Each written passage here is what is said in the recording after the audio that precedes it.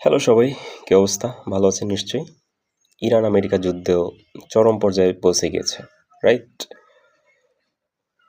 Iran এবং আমেরিকার সামরিক সংঘাত হয়েছে, যেখানে যুক্ত হয়েছে ইসরায়েল, এবং সংঘবদ্ধ হয়ে ইরানের উপর ইসরায়েল এবং আমেরিকা অ্যাটাক করেছে গত 28শে জুলাই রাতে, ভোররাত থেকে।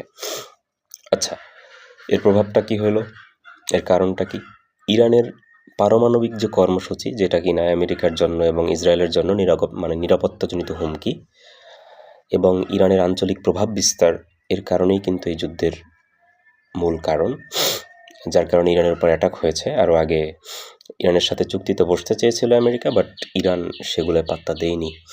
আচ্ছা, ফলশ্রুতিতে ইরানের প্রধান যে নেতা আয়াতুল্লাহ খামেনি, তিনি শহীদ হয়েছেন, তার উপর অ্যাটাক হয়েছে, তিনি মারা গিয়েছেন, রাইট? ওকে, এর প্রভাবে বাংলাদেশ পরিস্থিতি যদি বলি, বিশ্বের পরিস্থিতি যদি বলি, কি হচ্ছে? ইরান কিন্তু অলরেডি স্ট্রেট অফ হরমুজ প্রণালী বন্ধ করে দিয়েছে, যেখান থেকে বিশ্বের 20% তেল প্রতিদিন ডেলিভারি হতো। এখন কিন্তু টোটালি বন্ধ।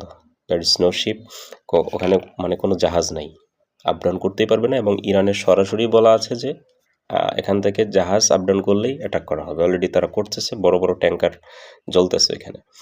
আচ্ছা, যুদ্ধের যে বর্তমান পরিস্থিতি, এটা যদি সীমিত পরিসরে থাকে তাহলে কূটনীতির মাধ্যমে সমাধান করে শেষ করা সম্ভব, বাট আসলে কি তা হবে? এবং যুদ্ধ আসলে কোন দিকে আগাচ্ছে, কি মনে হচ্ছে আপনার? কমেন্টে অবশ্যই আপনার মতামত জানান। ধন্যবাদ।